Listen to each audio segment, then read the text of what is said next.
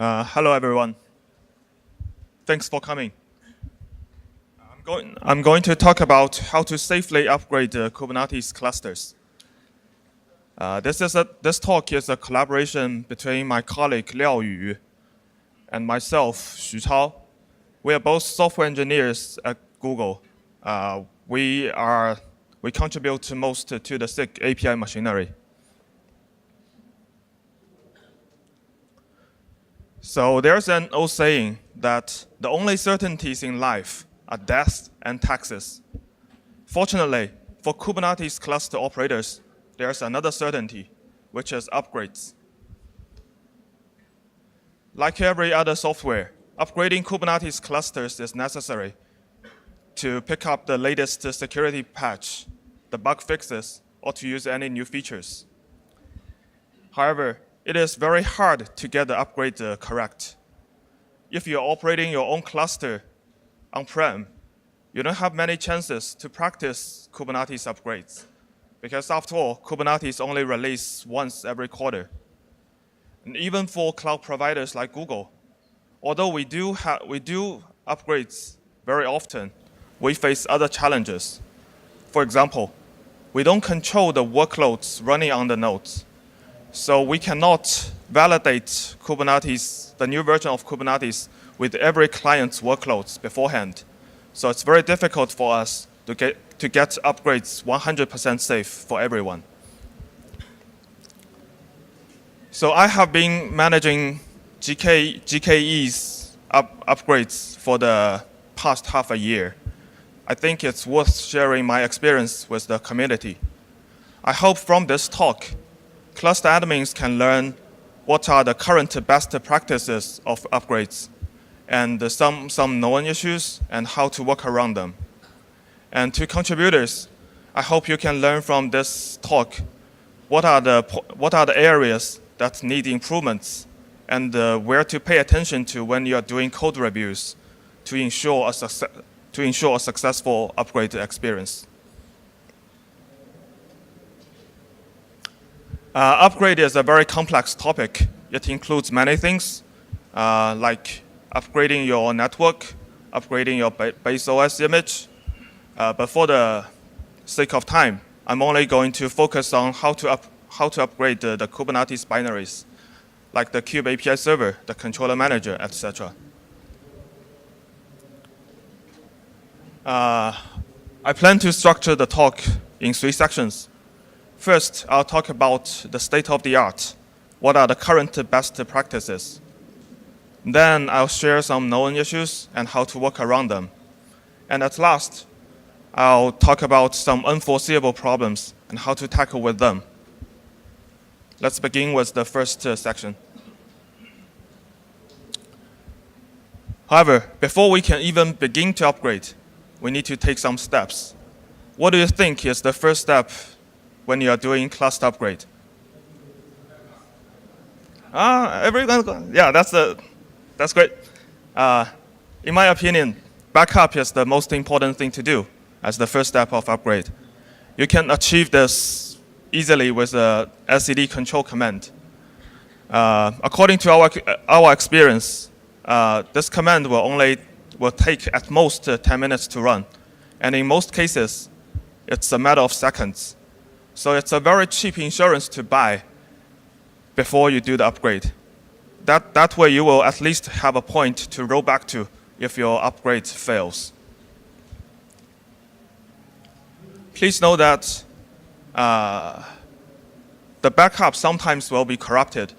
We do see such issues in production. So after you take the backup, it's suggested that you should also use the SCD control command to do a sanity check of the backup. This is also a cheap operation. And the second question, I hope this is even more easier. Can we jump minor versions when we do upgrade? You're right. The answer is no. All right, let's talk offline if you think it is. But this is a policy decision of Kubernetes. Many backward compatibility guarantees of Kubernetes only supports, only guarantees the backward compatibility for one minor version difference.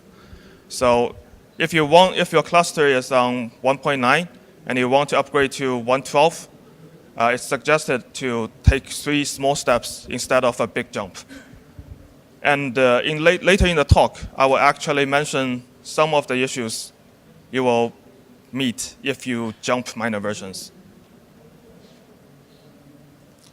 And last but not least, before you do the upgrade, please read the release notes carefully. Especially, we should pay attention to the following 3 sections: the known issues, the action required, and the deprecations and removals. They are very important because if there is any backward incompatibilities, the developers will highlight them in these 3 sections. Now let's begin our upgrade.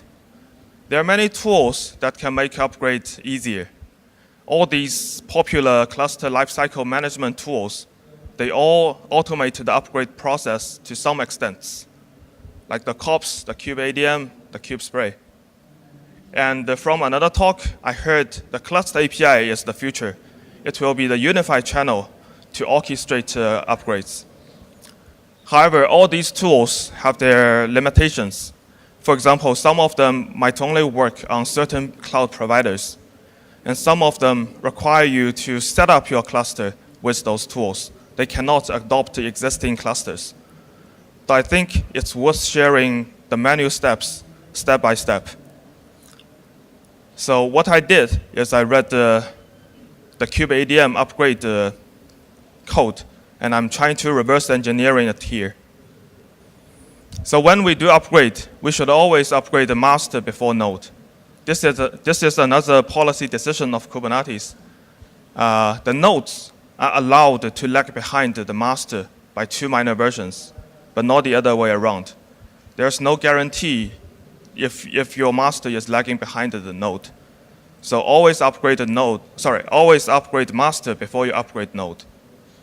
And also, when you are actually doing the master upgrade, it's suggested to upgrade your Kube API server first, because your clients like controller managers, they might depend on the new features, and only the newer version of Kube API server provide those features. So you upgrade your Kube API server, and then you upgrade your clients like the controller manager, the scheduler, and the add-ons. And in kubeadm setup, the last step of upgrading master is setting up the RBAC rules for the node bootstrap tokens.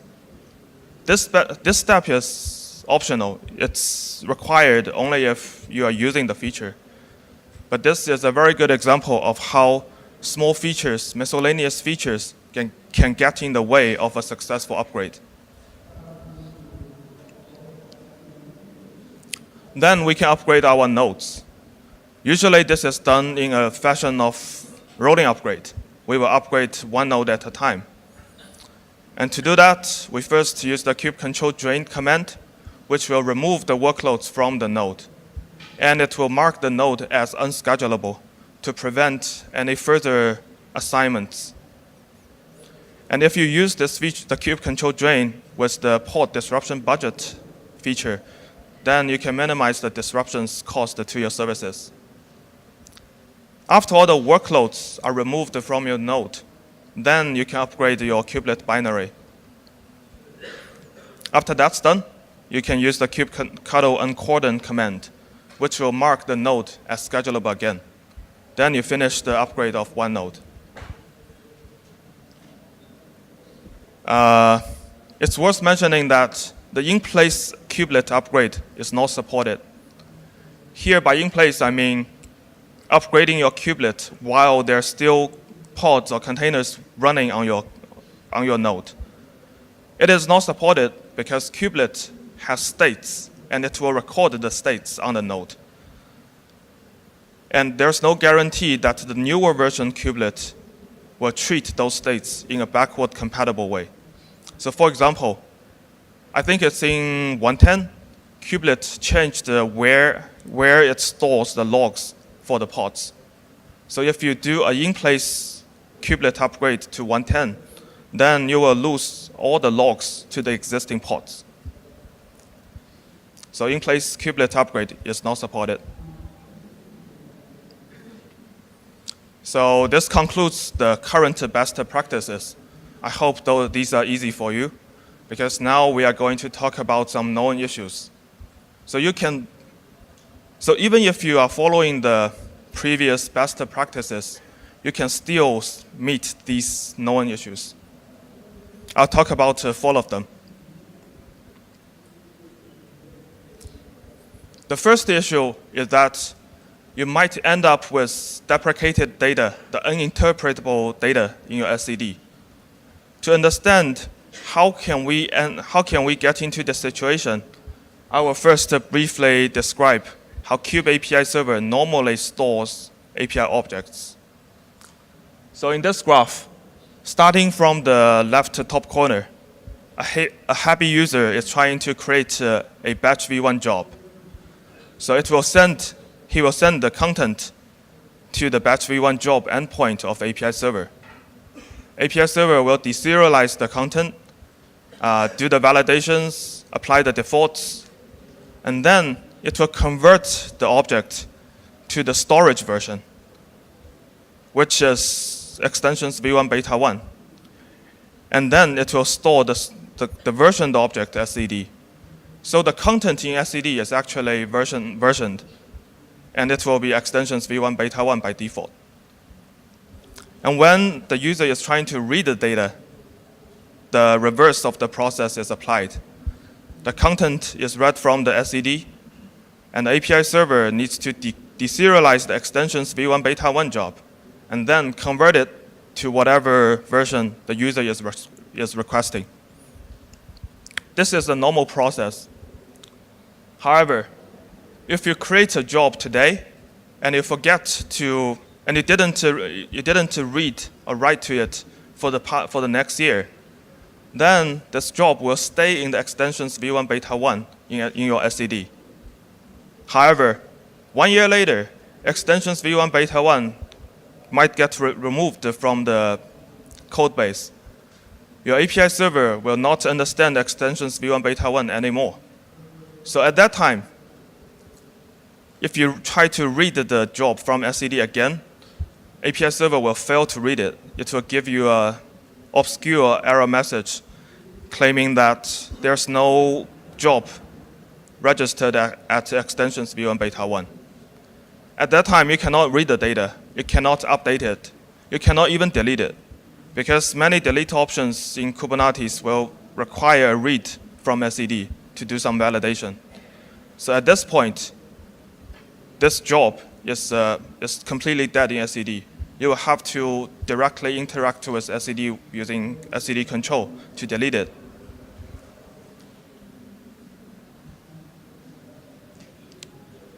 So this is a known issue in the upstream.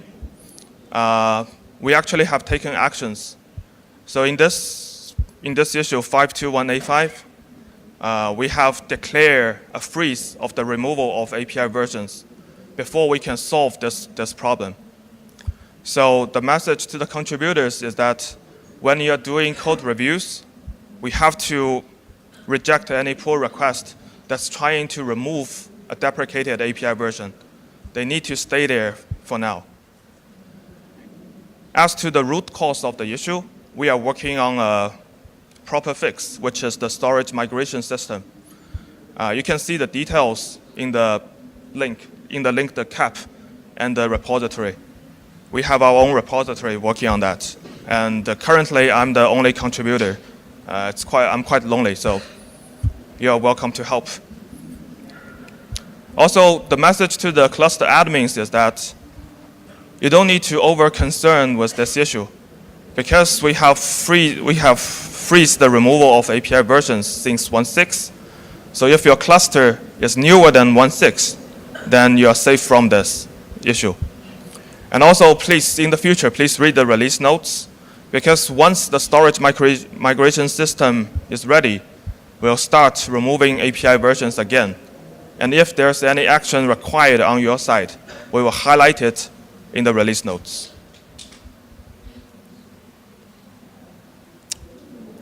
And here is the second issue. This one should be easier to explain.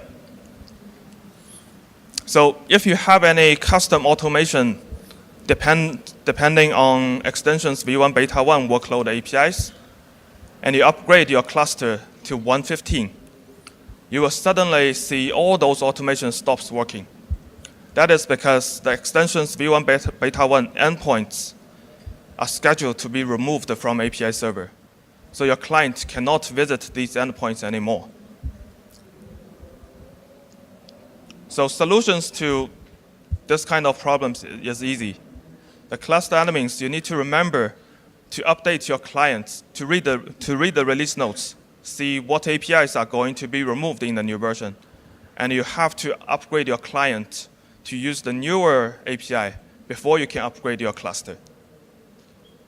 And I think it would be cool if we have a tool that can analyze the API server's metrics and detect if there's any to-be-deleted API still being used and warn the cluster admin before they do the upgrade. Such a tool will be very useful and will benefit everyone. So contributors, this is a chance to work on.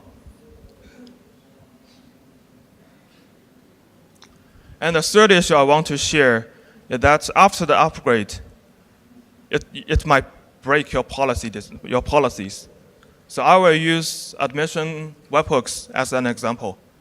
For those of you who are not familiar what admission webhooks are, they are just an extension point to API server. You can instruct the API server to forward the requests of some specific resources to your webhook. And in your webhook, you can do some custom validation to enforce policies. So in this example setup, the webhook, it is instructing the API server to forward any requests to batch v1 jobs, forward the requests to your webhook, and the webhook can restrict what images the jobs are using. So far, so good. However, once you upgrade your cluster, there might be a new version of the job, like batch v2, or even trickier. The jobs might be available through different API group, like awesome batch v1. At this point, you have a security hole in your system, because users can bypass your webhooks by visiting the jobs through these new endpoints.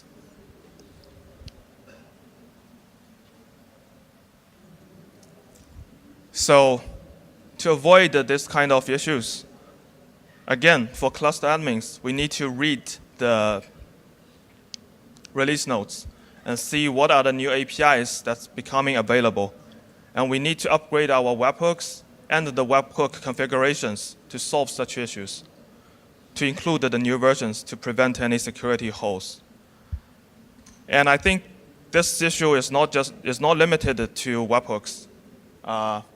Any rule-based validation in the system suffer from the same problem. So I think we should fix this issue in a general way. We should fix the API. I have a preliminary cap opening there. You're welcome to share your thoughts with me. And the last issue I want to share is about HA master upgrade.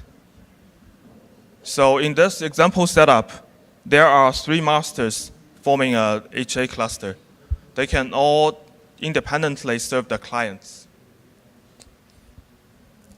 And here is a real issue that happened maybe 1 year ago.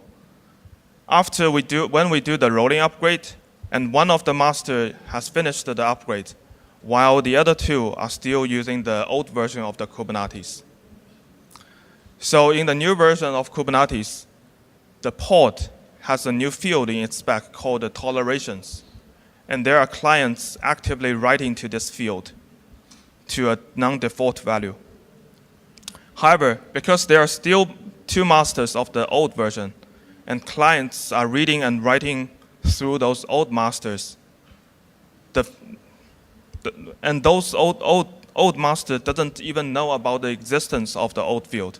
So once the write happens in the old master, the field will be lost. And this causes data loss and lead to indeterminate behavior. So this is an issue, but you don't need to over-concern with it because we have been living with this long-standing issue for a while, and we haven't seen any serious production issue with it. But to fail on the safe side, class admins, it will be safer if we restrict the use of the new APIs before the rolling upgrade has completed. And to contributors, I think the root cause of this issue is that in HA API server setup, we don't have a mechanism to ensure the consistent configurations. So this is a big issue, and it will cause problems even without the involvement of upgrade. So if you have ideas, please share with the SIG API machinery, or we can talk offline.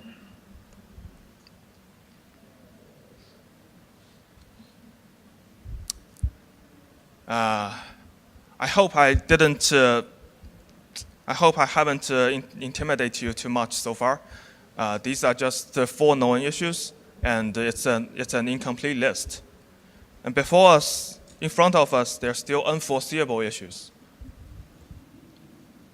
But what I'm expecting here, it's called unforeseeable issues. I cannot foresee them, right? That's by definition. Uncertainties are just part of our life. We have to live with it. 计划永远赶不上变化, right? But there are still some measures we can take to make upgrade safer. So I think the first thing we need to do more is testing. I think this is a common sense, but I think it's worth emphasizing here. For Kubernetes upgrades, the open source testing coverage is actually very limited. We only tested some APIs in some very specific configurations. And in production, we did see some problems that will happen in very specific conditions. So for example, we have seen issues that will only occur if we are upgrading from a very specific patch version to the new version, but not from other patch versions. We have also seen bugs that will only reveal if user has set up an API object with a very specific value. So all these issues will not be caught by the standard OSS open source upgrade tests. So the suggestion here is that we should test the upgrade situations in as real as possible environment. So if you can afford the resource, it's suggested to always have a staging environment standby and test your upgrades with the real workloads. And then you can proceed with the production environment. And even if we do all the preparation, upgrades can still go wrong. And at that time, we will really hope there's a abort button there so we can press it and undo the upgrade. For Kubernetes, such an abort button will be a safe downgrade. But unfortunately, downgrade is not generally safe today. There are some known issues. I'll talk about some of them, but I will be hand-waving here because I haven't done any downgrade in production environment yet. These are just the issues that occur to me. First issue is that add-ons might crash after you do the downgrade. Because today, add-ons might use the latest features. So if you downgrade your API server, your control plane, those add-ons will not work anymore. And if the add-on is critical enough, they will bring your cluster down with it. So I think for contributors, we should ban this kind of operation. When we do code reviews for add-ons, we need to ban them from using the latest features. This is not safe. And the second issue, I think it's obvious. If users have already used the new APIs or the new API fields, they have already created objects. Then once you downgrade, the API will not be there anymore, but the data will still lurk in the SED. And they are a time bomb that will detonate once you upgrade again. So for this kind of issue, I have a brainstorm idea. I think it's worth exploring. We can do multi-phase upgrade. For example, we can upgrade the clusters to use the new Kubernetes binaries, but we can disable the new APIs at first. And only after we are satisfied with the quality of the new binaries, then we will enable the new API. This should reduce the chance of this kind of data loss issue from happening. As I said, this is just an incomplete list, and downgrade is on the top of my wish list for 2019. So if you have any ideas, please share with me and with the SIG. And this concludes my talk today. Thank you very much for bearing with me. And in the last slide, I summarized some of the current best practices. Thank you again.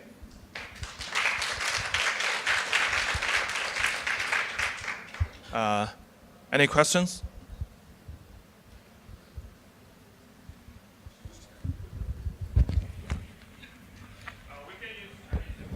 I feel comfortable to use English. So a little background about our setup is we use Kubernetes on AWS, and we use Kubernetes 1.8 hosted on M4 tab EC2 instances.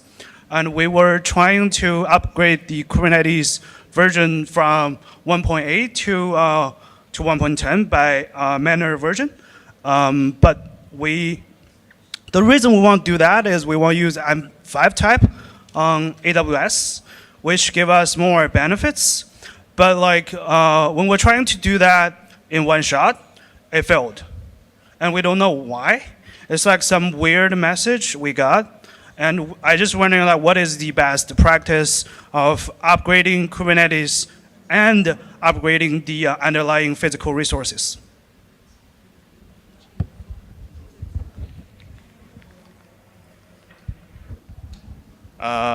I think first, as I shared in the slides, it's not safe in general to upgrade multiple minor versions at a time, right? I see. So is the error happening when you upgrade from 1.8 to 1.9 or 1.9 to 1.10? But I think this underlying issues needs to be analyzed case by case. At Google, we also do upgrades. We also upgrade the backend resources and the Kubernetes, but we usually do them at a different pace. And we will have a staging cluster that will test all those issues together. So the reason we do them at different pace is because we want to separate the causes, right? I don't know if in your case, you can upgrade the backend resource first and test it, and then upgrade the Kubernetes. Then you can at least identify which one causes the problem, or if it's just a compatibility issue. But in general, I think this kind of issues is difficult, and we need to analyze them case by case.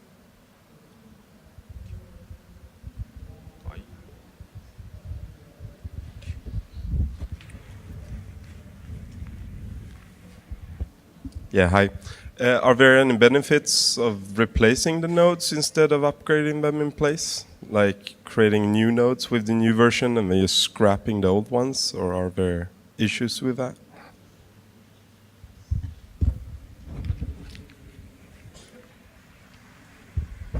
Let me try to repeat the question. Is there any benefit of doing in-place kubelet upgrade then? Okay. So I think one is the resource concern, right? Maybe not every cluster is flexible. Maybe you cannot, when you do the kube control drain, you do need to find a new home for all the pods, right? So if you don't have extra resource, once you drain the pods, it might take a longer time to schedule them. And also, I think if you don't schedule them carefully, there will be actually the kube control drain might cause all the pods to be moved multiple times, and that will cause disruption to services. So if we can do in-place upgrade, that will be the best, right? There will be no downtime no disruption to the services.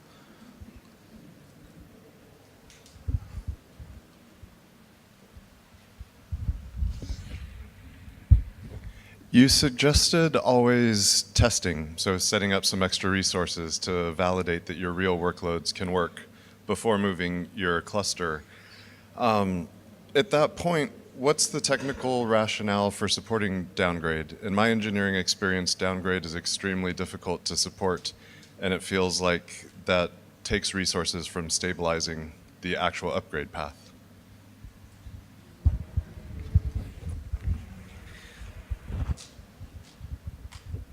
So the question is, what are the technical blockers for successful downgrade? Right.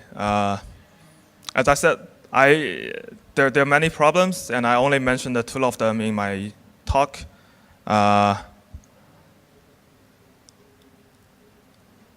Because we haven't done any downgrade in production, so it's hard to say. But in general, I think engineers are feared about doing downgrade. Because we don't, I think in the Kubernetes open source, we do have some downgrade tests, but they are like the upgrade test. They only tested very certain cases. I think to find all the downgrade blockers, we will need a more thorough test first, and then we can identify the problems. I think that will be the first step. It was partly a question of why even choose to support downgrade. In the community, so from the SIG release perspective, we've very often had the downgrade tests failing, and it's been hard to find somebody to work on fixing them. And everybody says, we don't care about downgrade, only Google cares about downgrade. But then you say that you haven't really, so I wonder if we're spending engineering resources trying to support something needlessly. I think downgrade is just a safety net. It will give all the customers and all the users more confidence about upgrade, right? Hopefully, we will never need to use it if we have thorough testing of the upgrades, and suppose all the production workload, production environment is exactly the same as our staging environment, then I agree, we will never need to downgrade. But usually, the reality is far from our imagination, from the ideal world, right? So I think it's still valuable if we can do downgrade, and I don't think it will only benefit Google. I think for everyone, if we have a downgrade as a backup, as a plan B, that will be useful.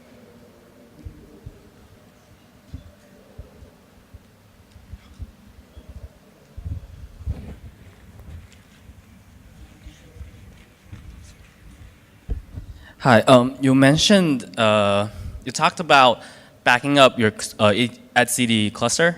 And I was wondering if you can briefly talk about, like, in case of the upgrade failed, when you restore your etcd cluster, like a brief, like how is the process done? Like, do you actually perform the restore on the same master node that you failed at, or do you create a new node and restore the data to the new master node? Or I'm not, yeah.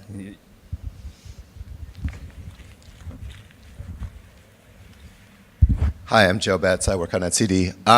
So this is actually a path that we want to improve over time. Right now, it's a little bit risky to just restore the etcd state under Kubernetes. If you haven't performed any scheduling tasks and the cluster is very stable, it in theory may work. But I would definitely consider this a bit of an unsolved problem. So I expect to see work over this in time, but right now, it might be better to go get the objects out of etcd that you need if you run into a problem. But the best bet if you're going to do this is to try and mostly stop operating on your cluster until you're done with your upgrade, so that if you have to restore from the backup, the delta is as minimal as possible.